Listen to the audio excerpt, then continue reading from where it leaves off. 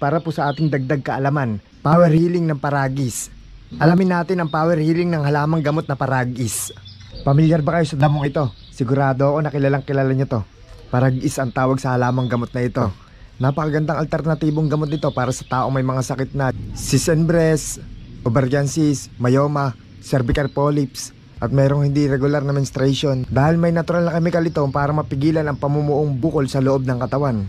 Pakuluan lamang ang halamang gamot na ito sa loob ng 10 minuto kasama ang ugat. At pwede nang gamitin ito sa pang-araw-araw. Madami na rin ang nagpatunay na gumaling sila sa pure types 2 diabetes. Madalas ka bang pulikatin, may UTI, hirap ka ba na maglakad, at may rayuma? Pwede mong subukan ng paragis, safe ito at walang overdose.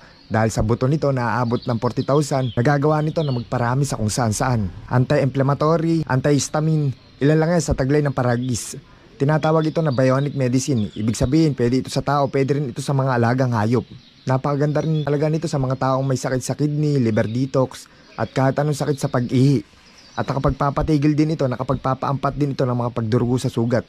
Marami na rin na nakapagpatunay na nagpapagaling ito sa ubo at nakakalakas ito ng katawan. Lalong-lalo sa mga senior citizen. Napakaganda rin nito sa mga taong may lagnat, diabetes, asthma, hyperthyroidism at goiter. Pwedeng-pwede din ito sa mga taong binabalakubak at naglalagas sa mga buhok. Masaya ako na makapagbahagi ng iba't ibang uri ng mga halamang gamot sa inyo. Safe na safe at libreng-libre pa. Makakatulong po talaga tong halamang gamot na to sa atin. Dahil nga po herbal, wala po talagang overdose na mangyayari sa atin. Kahit maparami po ang ating inom.